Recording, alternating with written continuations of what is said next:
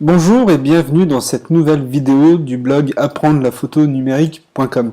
Voilà, dans cette vidéo, on va parler ensemble de l'histogramme, car je sais que c'est quelque chose que souvent vous ne connaissez pas, et pourtant en photo, c'est vraiment une invention révolutionnaire en numérique. En argentique, ça n'existait pas du tout, et franchement, de maîtriser ça, ça aurait permis de sauver énormément de photos.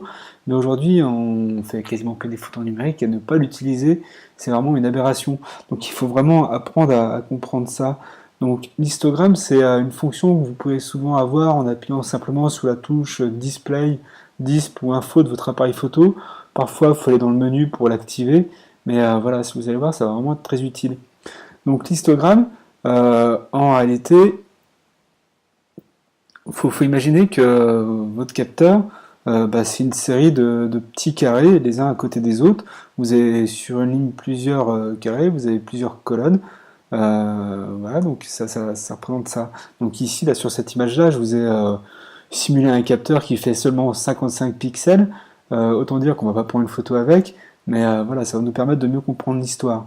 Donc si on va prendre une photo, on va, on va la convertir, enfin on va imaginer la luminosité qu'il y a dedans, parce qu'en fait l'histogramme ça va parler de ça, ça va parler de luminosité.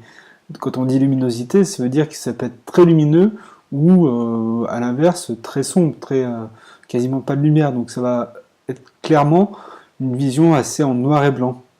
Donc moi sur mon petit capteur, j'ai donc mis 17 pixels de noir, ensuite j'ai rajouté 8 pixels de gris foncé, 9 pixels de gris clair et 16 pixels de blanc.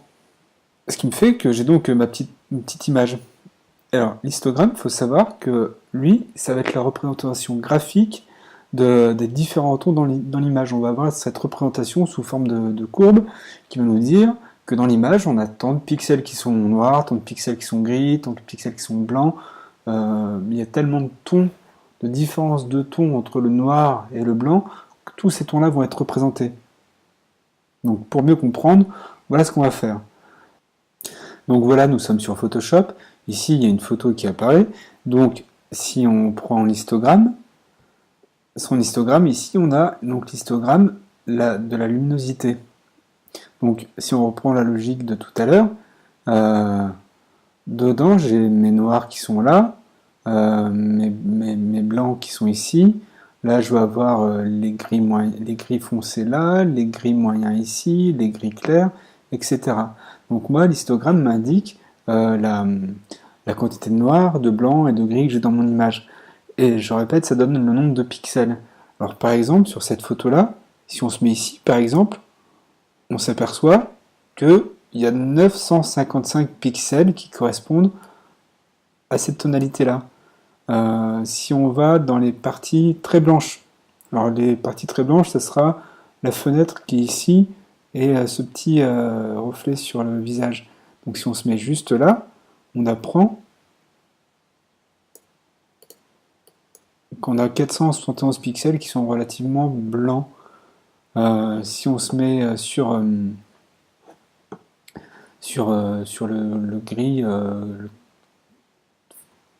très très foncé, on a 3902 pixels qui sont représentés dans cette image. Faut savoir que cette image à la base elle fait 8 350 851 pixels. Quand je disais blanc pur ici, il n'y en a que 29, mais il faut vraiment les trouver là-dedans. Ils sont quelque part par ici ou là. Enfin, il y a 29 pixels qui correspondent à la tonalité de blanc pur. Parce qu'en fait, à chaque fois qu'on a un petit pic, par exemple ici, là, c'est très fin, on a sur ce petit pic 3079 pixels. Donc c'est vraiment une toute petite frange. Chaque petit pic correspond à vraiment une gamme de tons. Alors, on va faire quelque chose, c'est que cette image, maintenant, on va l'éclaircir. Donc je vais là, et je vais éclaircir volontairement l'image. Et normalement, si tout va bien, mon histogramme va se déplacer. Donc maintenant, comme elle est bien éclaircie, ça me représente sous cette forme-là. Les noirs ont quasiment disparu, c'est quasiment tout sur le même ton. Et si on se met ici, on voit qu'il y a 1 572 286 pixels qui sont tout blancs, brûlés. Donc on va aller encore un petit peu au-delà.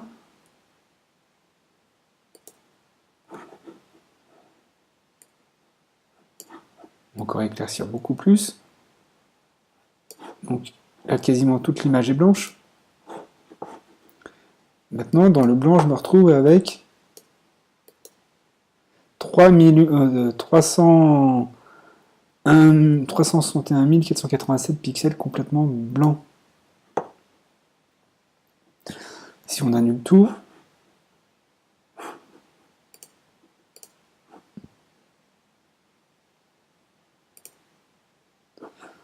on va se remettre sur l'histogramme. On va maintenant foncer l'image.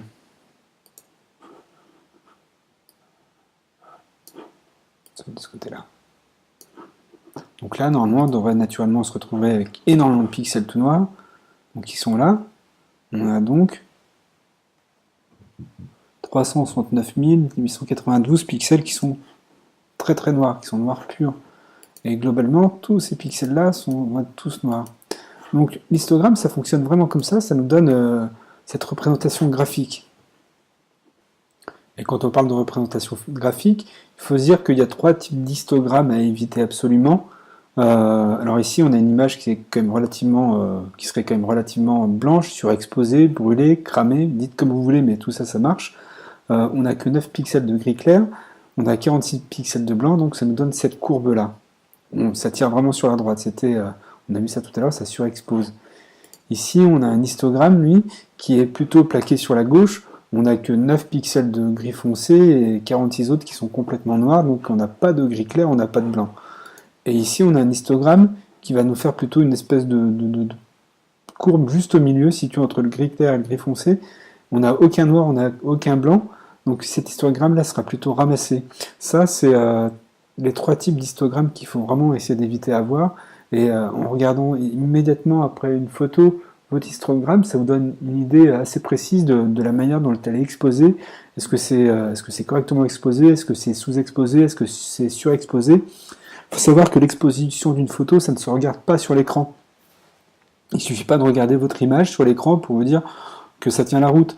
Parce que dans le menu de votre appareil photo, vous avez une partie qui est consacrée à la luminosité de l'écran, à la manière dont il va être éclairé. Alors il peut être soit trop éclairé, soit pas assez. Sur le mode d'emploi, c'est pas écrit non plus comment il faut que vous vous mettiez.